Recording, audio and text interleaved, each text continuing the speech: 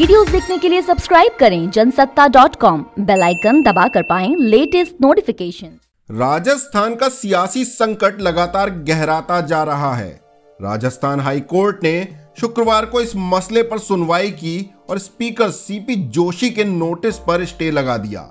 इससे सचिन पायलट गुट को तो राहत मिली है, लेकिन इस फैसले ने सीएम अशोक गहलोत की मुश्किलें बढ़ा दी। दरअसल सीएम अशोक गहलोत इस नोटिस के माध्यम से और विधानसभा का सत्र बुलाकर सचिन पायलट गुट के बागी विधायकों पर दबाव बनाना चाहते थे। आइए इस रिपोर्ट में राजस्थान के सियासी संकट से जुड़े अब तक के सभी अपडेट्स से रूबरू होते हैं। सबसे पहले हम जानते हैं कि राजस्थान हाई कोर्ट में आज सुनवाई के दौरान क्या क्या हुआ। आपको बता दें कि सुनवाई शुरू होने के बाद राजस्थान हाई कोर्ट ने सचिन पायलट गुट के विधायक पृथ्वीराज मीणा की उस याचिका को स्वीकार कर लिया जिसमें केंद्र सरकार को पक्षकार बनाने की अपील की गई थी। अब केंद्रीय कानून मंत्रालय भी इस मसले में कानूनी पक्ष रखेगा, जिससे यह मामला लंबा खिंचने के आसार बढ़ गए हैं। साथ ही कोर्ट ने राजस्थान विधानसभा के स्पीकर सीपी जोशी की उस याचिका को खारिज कर दिया जिसमें उन्होंने केंद्र को पक्षकार बनाने वाली याचिका खारिज करने की मांग की थी। इसके बाद राजस्थान हाई कोर्ट ने स्पीकर के उस नोटिस पर स्टे लगा दिया, जिससे बागी विधायकों के अयोग्य करार होने का खतरा बरकरार था। हालांकि इस मामले में कोर्ट का अंतिम फैसला आना अभी बाकी है। स्पीकर के नोटिस पर स्टे लगते ही सचिन पायलट गुट का पहला रिएक्शन सामने आ गया। पूर्व मंत्री विश्वेंद्र सिंह ने ट्वीट करके हाई कोर्ट के फैसले की तारीफ की। राजस्थान हाई कोर्ट का फैसला आने के बाद सीएम अशोक गहलोत गुट ने राज्यपाल कलराज मिश्र से मुलाकात का वक्त मांगा और विधानसभा सत्र बुलाने की अपील की। हालांकि राज्यपाल ने कोरोना संकट का हवाला दिया है। सूत्रों के मुताबिक राज्यपाल ने कहा है कि अभी बीजेपी और कांग्रेस के कई विधायक कोरोना वायरस से पीड़ित हैं। ऐसे में विधानसभा का सत्र बुलाना ठीक नहीं होगा। दूसरी ओर सीएम अशोक गहलोत का कहना है कि वो विधानसभा सत्र बुलाना चाहते हैं, लेकिन राज्यपाल की ओर से अब तक मंजूरी नहीं मिली है। सीएम ने कहा कि अगर राज्यपाल विधानसभा का सत्र नहीं बुलाते हैं तो जनता राजभवन का घेराव कर सकती है। ऐसी स्थिति में हमारी कोई जिम्मेदारी नहीं होगी। आपको बता दें कि इसे गहलोत की धमकी माना जा रहा है। कैबिनेट के फैसले के बाद में अपने माननीय राज्यपाल महोदय को कल पत्र भेज के रिक्वेस्ट करी कि हम चाहते हैं कि असेंबली के सेशन बुलाएं और उसके अंदर डिस्कशन करें सारी पॉलिटिकल सिचुएशन को भी, कोरोना को भी और लॉकडाउन के बाद में जो स्थिति बनी है आर्थिक रूप से उसको भी। हम उम्मीद थी कि रात को ही वो आदेश जारी कर देंगे असेंबली बुलाने के। रात भर इंतजार किया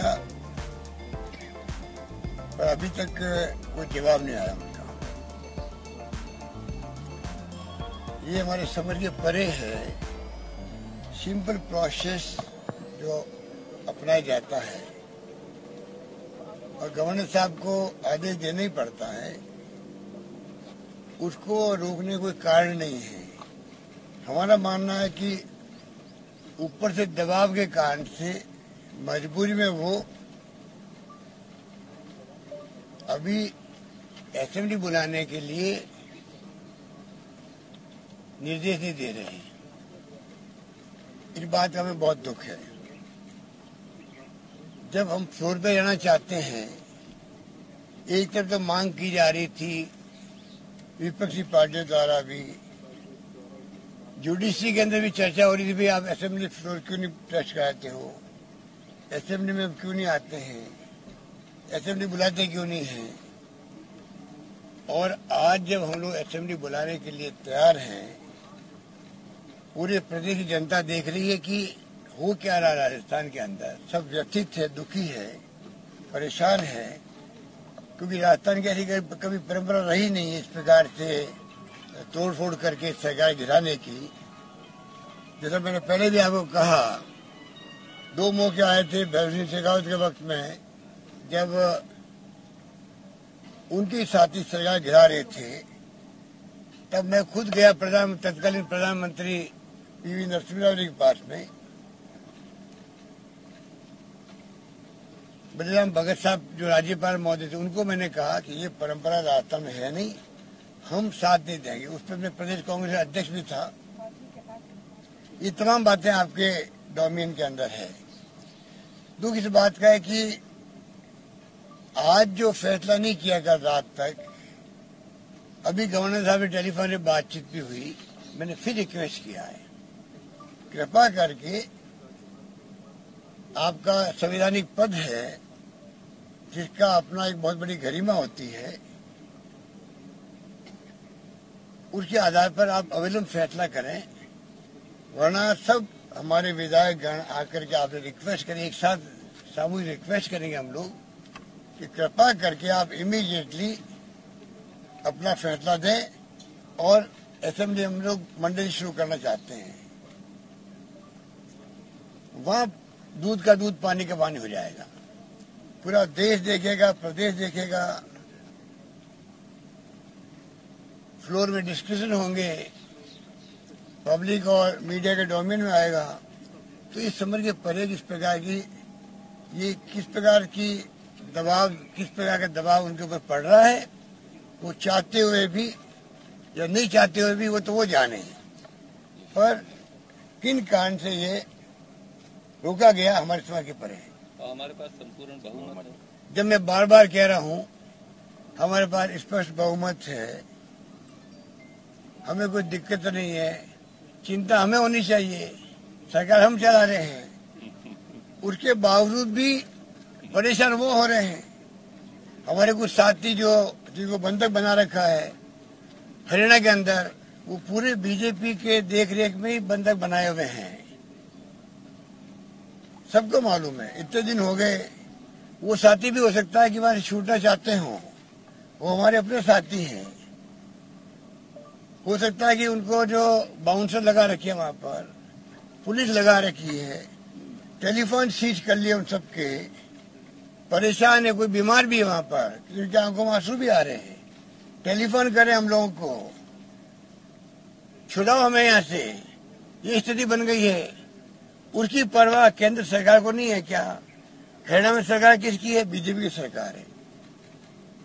ये पूरा खेल जो है ये भारतीय जनता पार्टी, उनके नेताओं के षड्यंत्र है, जैसे उन्होंने कर्नाटक में किए थे, जैसे उन्होंने मध्य प्रदेश में किए थे और राज्यों में किए, आप सबको मालूम है। राजस्थान में करना चाहते हैं।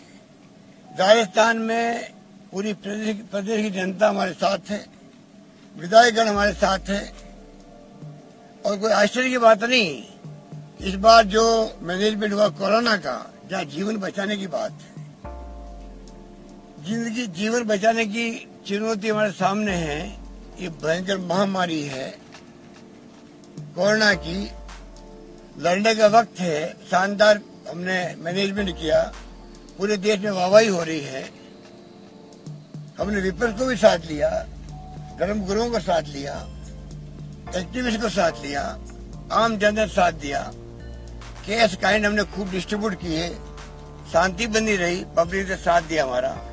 ऐसे माहौल में सरकार को टॉपर करने का षड्यंत्र करने में बीजेपी की भूमिका जो है, आप समझ सकते हो किस नीचे स्तर में जाके राजनीति देश में हो रही है। डेमोक्रेसी खतरे में डाल रखी है, इनकम टैक्स के, ईडी के, सीबीआई के छापे।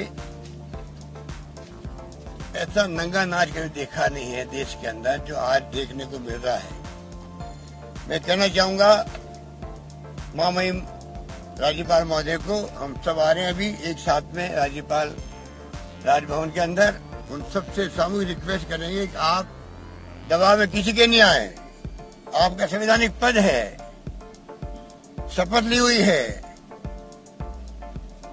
अपनी अंतरात्मा के आधार पर शपथ की जो भावना होती है उसका आधार बना के फैसला करें, वरना फिर हो सकता है कि पूरी प्रदेश की जनता अगर राजभवन को घेरने के लिए आ गई तो हमारी जिम्मेदारी नहीं होगी। धन्यवाद। वहीं गहलोत गुट के सभी विधायक बस से राजभवन के लिए रवाना हो गए हैं। विधायकों का कहना है कि सत्र नहीं बुलाया गया तो वे सभी राजभवन में धरने पर बैठ सकते हैं। इस बीच बीजेपी के प्रदेश अध्यक्ष सतीश पुनिया ने बड़ा बयान दिया है। उन्होंने कहा कि अगर प्रदेश में हालात बनते हैं तो सचिन पायलट भी राजस्थान के सीएम बन सकते हैं। उन्होंने कहा कि सचिन पायलट ने सीएम बनने के लिए ही बगावत की है और देश में ऐसा इतिहास रहा है कि जिनके पास कम विधायक रहे हैं वो भी मुख्यमंत्री बने हैं। अब हम राजस्थान हाईकोर्ट के फैसले के मायने समझ लेते हैं और जानते हैं कि इस मसले में आगे क्या होगा। सबसे पहले हाईकोर्ट ने स्पीकर के नोटिस पर स्टे लगा दिया, साथ ही सचिन पायलट की याचिका को सही माना। ये केस अब सुप्रीम कोर्ट पहुंच चुका है। ऐसे में यथास्थिति बरकरार रखी गई है। वहीं आगे की सुनवाई सोमवार को अब सुप्रीम कोर्ट में होगी। हालांकि स्पीकर सीपी जोशी और सीएम अशोक गहलोत आज ही सुप्रीम कोर्ट का रुख कर सकते हैं। इस रिपोर्ट में हमने आपको राजस्थान के अब तक के हालात से रूबरू कराया। आपको क्या लगता है, अशोक गहलोत अपनी सरकार बचाने में कामयाब रहेंगे या बीजेपी प्रदेश अध्यक्ष के मुताबिक सचिन पायलट राजस्थान के सीएम बन जाएंगे? आप अपनी राय कमेंट बॉक्स में जरूर बताएं। राजस्थान के राजनीतिक घमासान से जुड़े हर अपडेट को जानने के लिए बने रहिए जनसत्ता के साथ।